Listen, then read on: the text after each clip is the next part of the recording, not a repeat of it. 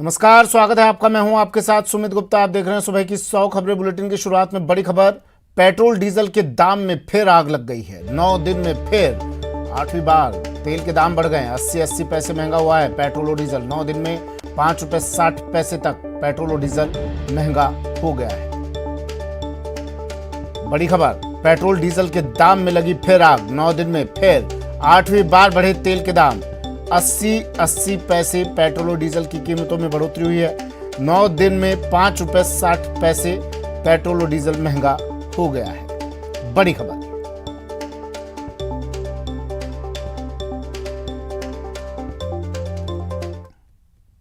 वहीं सरिस्का में आग का तांडव चौथे दिन भी जारी है। वायुसेना आग बुझाने की कोशिश कर रही है। वायुसेना के 2 हेलीकॉप्टर आज भी पानी का छिड़काव करेंगे। 300 से ज्यादा फॉरेस्ट कर्मी और ग्रामीण आग बुझाने में जुटे हुए हैं। करीब 20 किलोमीटर के दायरे में ये आग फैली हुई है। बाघिन ST-17 और शावकों पर खतरा मंडरा रहा है। प्रशासन ने चेतावनी भी दे दी है आसपास के रहवासियों को, गांववासियों को कि अपने घरों में रहे, घरों से बाहर ना निकले, क्योंकि जंगली जानवरों का रुख अब जंगल से शहर की ओर हो गया है, गांव की ओर हो गया है। तो प्रशासन ने लोगों से कहा है कि घरों में ही रहने की कोशिश करें, अपने घरों से बाहर ना निकले। आग का तांडव चौथे दिन भी जारी है। बाघिन ST-17 और शावकों पर भी खतरा मंडरा रहा है, जंगली जानवरों पर खतरा मंडरा रहा है। 20 किलोमीटर के दायरे में यह आग फैली हुई है। तमाम कोशिशें की जा रही है इस आग पर काबू पाने की। वायुसेना के 2 हेलीकॉप्टर भी कल पहुंचे और इस आग पर काबू पाने की कोशिशें की। 300 से ज़्यादा फॉरेस्ट कर्मी और ग्रामीण आग बुझाने की कोशिश में जुटे हुए हैं। 2 हेलीकॉप्टर आज भी पानी का छिड़काव कर आग बुझाने की कोशिश करेंगे।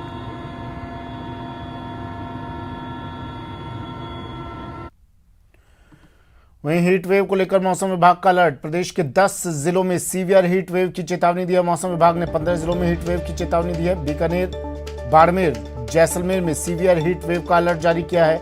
जोधपुर, नागौर, जालौर, पाली में सीवियर हीट वेव का अलर्ट जारी किया है। वहीं चूरू, हनुमानगढ़, श्रीगंगानगर में भी सीवियर हीट वेव की चेतावनी दी है।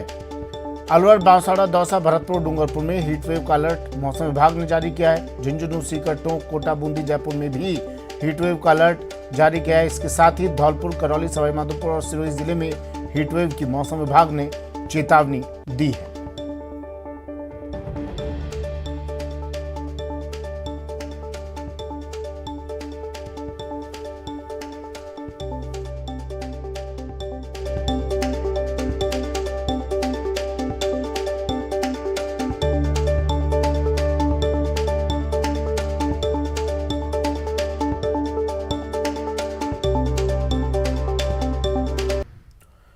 ब्रेक के बाद स्वागत है आपका। बढ़ते हैं अगली खबर की ओर। खबर सीकर से है। सीकर में पुलिस ने बड़ी कार्रवाई की है। डोडा पोस्ट की तस्करी के मास्टरमाइंड को गिरफ्तार किया है पुलिस ने। हरियाणा के करनाल से इसकी गिरफ्तारी हुई है। लंबे समय से फरार चल रहा था। फतेहपुर सदर थाना पुलिस ने डोडा पोस्ट की तस्करी के मास्टरमाइंड को गिरफ्तार किया है। पुलिस ने आरोपी को करनाल से गिरफ्तार किया है। ये लंबे समय से फरार चल रहा था। पुलिस के मुताबिक पिछले साल जून के महीने में कोतवाली पुलिस ने डोडा पोस्ट से भरा ट्रक पकड़ा था। उस वक्त एक आरोपी को गिरफ्तार किया गया था, लेकिन मुख्य मास्टरमाइंड राजेंद्र उर्फ सोनू फरार चल रहा था। आरोपी की गिरफ्तारी के लिए करनाल टीम भेजी गई थी, जहां से उसे दबोच लिया गया। पुलिस आरोपी को फतेहपुर लेकर आई और उससे पूछताछ की जा रही है।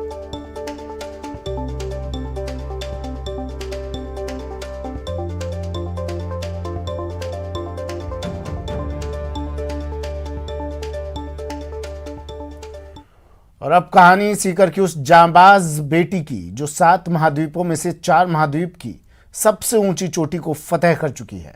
और अब उसका लक्ष्य दुनिया की सबसे ऊंची चोटी माउंट एवरेस्ट को फतह करना है।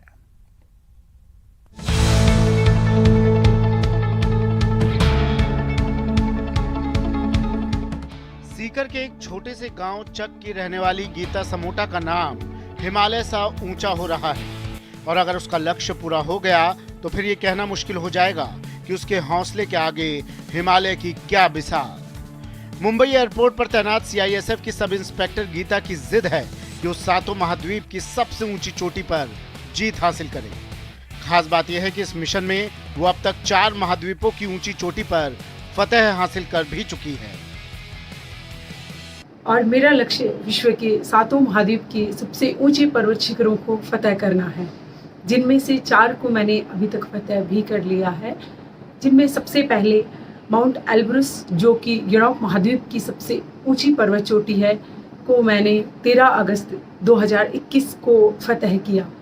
उसके बाद अफ्रीका महाद्वीप की सबसे ऊंची पर्वत चोटी माउंट किलिमंजारो को मैंने 11 सितंबर 2021 को सबमिट किया। उसके बाद 6 फरवरी 2022 को माउंट एकांकागुआ, जो कि दक्षिणी अमेरिका महाद्वीप की सबसे ऊंची पर्वत चोटी है, को मैंने फतह किया। और हाल ही में 8 मार्च 2022 अंतर्राष्ट्रीय महिला दिवस के मौके पर मैंने माउंट खजियस को, जो कि ऑस्ट्रेलिया महाद्वीप की सबसे ऊंची पर्वत चोटी है, को फतह किया। 4 महाद्वीपों की ऊंची चोटी पर फतह हासिल कर चुकी गीता अब दुनिया की सबसे ऊंची चोटी माउंट एवरेस्ट पर फतह हासिल करना चाहती है।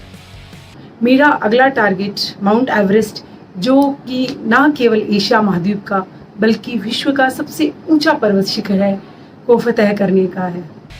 अपनी जिद में गीता समोटा ने सबसे तेज पर्वतारोही का रिकॉर्ड भी बना लिया है और अब वो अपनी इस स्पीड को रोकना नहीं चाहती। गीता का कहना है कि अगर उसे 25 से 30 लाख का फंड मिल जाए तो फिर वो माउंट एवरेस्ट फतह कर सकती है, क्योंकि अब तक के सफर में वो अपनी सारी जमा पूंजी खर्च कर चुकी है। मोहम्मद आसिफ, न्यूज़ 18 राजस्थान, जयपुर।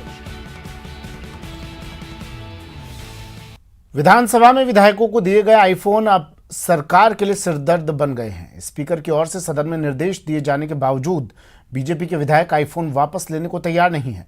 बीजेपी साफ साफ कह रही है, स्पीकर का काम स्पीकर ने किया और हमारा काम हम करेंगे। वहीं जानकारों का कहना है कि निर्देश दिए जाने के बावजूद आईफोन नहीं लेना आसन की अवहेलना है।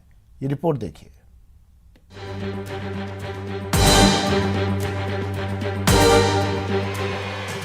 मरुधरा में जारी है आईफोन पर सियासत।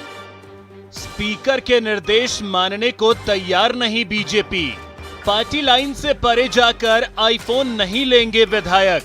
सिरदर्द बना आईफोन। एक तरफ राजस्थान विधानसभा अध्यक्ष डॉक्टर सीपी जोशी के निर्देश हैं, मैं आदेश देता हूं कि जिन विधायकों ने आईफोन 13 लौटाए हैं वह वापस लें। जो आईफोन विधायकों को विधायी कार्य करने के लिए दिया गया है, जिससे जनता के काम हो सकें, उसे वापस लें और जनता का काम करें। तो दूसरी तरफ बीजेपी का फरमान, हमने पार्टी से निर्णय किया, हम लोग नहीं लेने वाले हैं, हम सरकार को लौटाएंगे। बीजेपी अड़ी है और इन सब के बीच आईफोन को लेकर सियासत हाई है।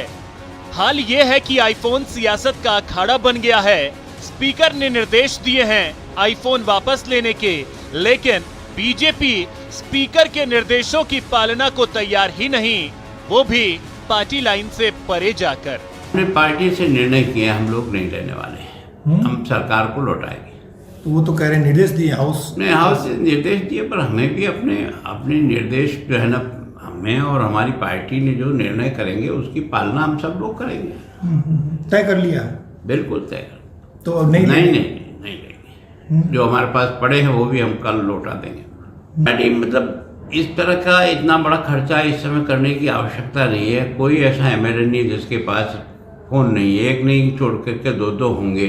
तो मैं सोचता हूँ इस प्रकार की परिपाटी डालने की कोई आवश्यकता नहीं। ठीक है, उनका काम था जो उन्होंने किया, हमारा काम है जो हम करें। इधर कांग्रेस का कहना है कि सदन में स्पीकर के दिए गए निर्देशों को मानने के लिए विपक्ष बाध्य है और निर्देश नहीं मानना आसन की अवहेलना है। विधानसभा अध्यक्ष कोई बात कहते हैं, कोई निर्देश देते हैं तो उसकी पालना की जाती है। चूंकि ये मामला एक पार्टी विशेष के साथ में जुड़ा हुआ है, इसलिए इसमें मेरी टिप्पणी करना उचित नहीं है। अध्यक्ष महोदय और भारतीय जनता पार्टी के नेता, उनके बीच की बात है, वो मिलकर इसका फैसला करेंगे। मैं तो इतना ही कह सकता हूँ कि अध्यक्ष महोदय ने कोई निर्देश दिए, उन निर्देशों की पालना होनी चाहिए, बाकी जैसा वो उचित समझेगा। हालांकि पूर्व स्पीकर सुमित्रा सिंह का यह भी कहना है कि स्पीकर को निर्देश देने की बजाय निवेदन करना चाहिए था।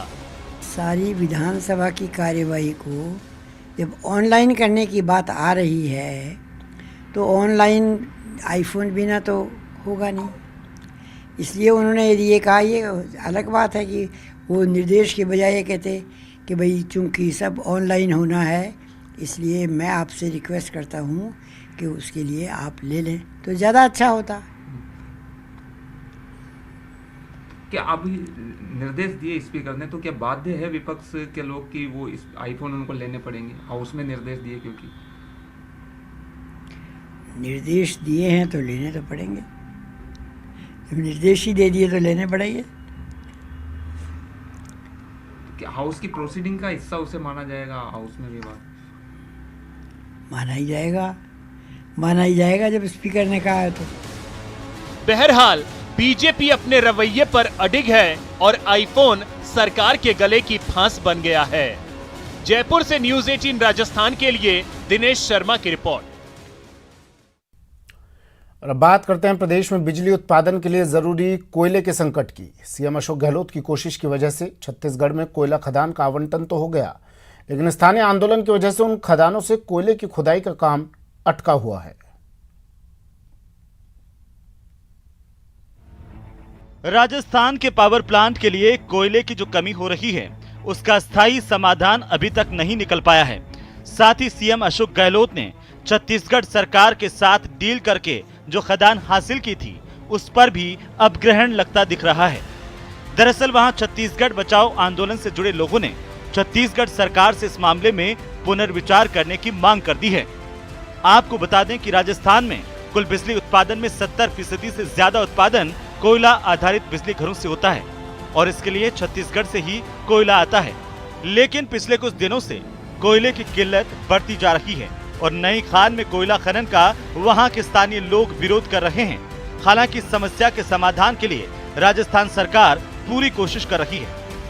अभी छत्तीसगढ़ में हमारी जो माइंस पिछले कई वर्षों से चल रही है, कोल माइंस, उसमें ऑलमोस्ट कोयला समाप्त होने की तरफ है, बहुत कम बचा है। ऐसी स्थिति में जो सेकंड फेज़ की माइंस है, उसकी स्वीकृति की जो प्रक्रिया है वो छत्तीसगढ़ सरकार के स्तर पर अभी विचाराधीन है और हमारे माननीय मुख्यमंत्री महोदय ने छत्तीसगढ़ के मुख्यमंत्री जी से बात भी की है। विश्वास है कि जल्दी से जल्दी हमें वहाँ से छत्तीसगढ़ से अनुमति भी मिल जाएगी। छत्तीसगढ़ सरकार और वहां के स्थानीय लोगों से बात करने के लिए अधिकारियों की एक टीम छत्तीसगढ़ में मौजूद है, जो इस कोशिश में लगी है कि जल्द से जल्द नई खदान से कोयला निकालने की प्रक्रिया शुरू हो सके। साथ ही हाल ही में जो कोयले की 23 रैक आई है, उससे भी उन्हें राहत की सांस मिली है। जयपुर से न्यूज़ 18 के लिए लवली वाधवा की रिपोर्ट।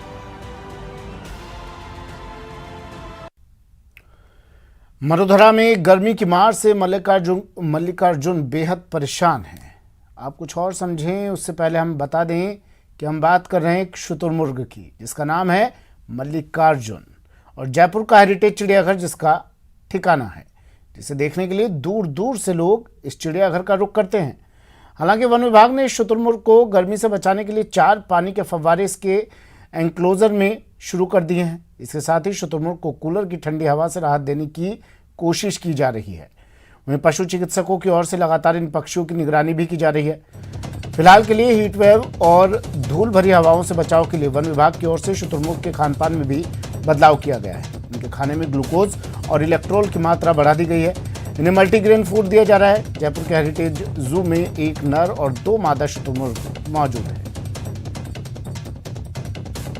गर्मी का पारा लगातार बढ़ता ही जा रहा है। 40 डिग्री से ज़्यादा टेम्परेचर हो चुका है। ऐसे में जो वन्यजीव हैं उनके लिए भी खास इंतजाम किए जा रहे हैं। आप देख सकते हैं कि जो शुतुरमुर्ग है जयपुर के हेरिटेज जू के अंदर, यहाँ पर इसके लिए खास इंतजाम किए गए हैं और गर्मी को देखते हुए यहाँ पर जो पानी के फव्वारे हैं, स्प्रिंकलर हैं, कूलर हैं, वो चालू कर दिए गए हैं। देखिए, पक्षी जितने भी हैं उन पक्षियों को हम एक दिन इलेक्ट्रोल, एक दिन ग्लूकोज पाउडर का घोल पानी में मिला के दे रहे हैं, जिसमें उनकी ताकत बनी रहे, उनको डिहाइड्रेशन ना हो। रही बात शुतुरमुर्ग की, शुतुरमुर्ग क्योंकि बड़ा पक्षी, इसको कूलर की व्यवस्था करेगी, इसके स्प्रिंकलर्स चल रहे हैं, हमारे का इंतजाम कर दिया गया है। खाने के अंदर मिनरल्स और विटामिन के अतिरिक्त खुराक बढ़ा दी गई। उसके अलावा अभी जैसे तरबूज स्टार्ट होगा, अभी तो ककड़ी आ रही, जैसे तरबूज स्टार्ट होगा, तरबूज इन सभी पक्षियों को जो कि हर्बीवोरस पक्षी हैं, उन सबको हम तरबूज और ककड़ी का काट के वो भी देते हैं। धरती का सबसे बड़ा पक्षी बताया जाता है। हाँ, ये कुदरत का कहें या धरती का कहें, सबसे बड़ा पक्षी है जिसका वजन लगभग 150 किलो तक होता है और इसका अंडा भी सबसे बड़ा होता है। क्या स्थिति है अभी इसकी? कितना खुराक आप देते हैं, कितना ये खाता है? ये 3.5 किलो अनाज खाता है रोज़ का, जिसमें विभिन्न प्रकार के छः तरह के अनाज हम मिक्स करते हैं। उसके अलावा सभी तरह के फ्रूट्स, ये सारे एहतियात बरते हैं गए हैं ताकि आगे आने वाले समय में जो लू का कहर है वो इन बेजुबान वन्य जीवों पर पक्षियों पर ना पड़े। कैमरा पर्सन मान सिंह के साथ में अरबाज अहमद, न्यूज़ 18 के लिए जयपुर से। बुलेटिन में फिलहाल इतना ही, दीजिए इजाजत, नमस्कार।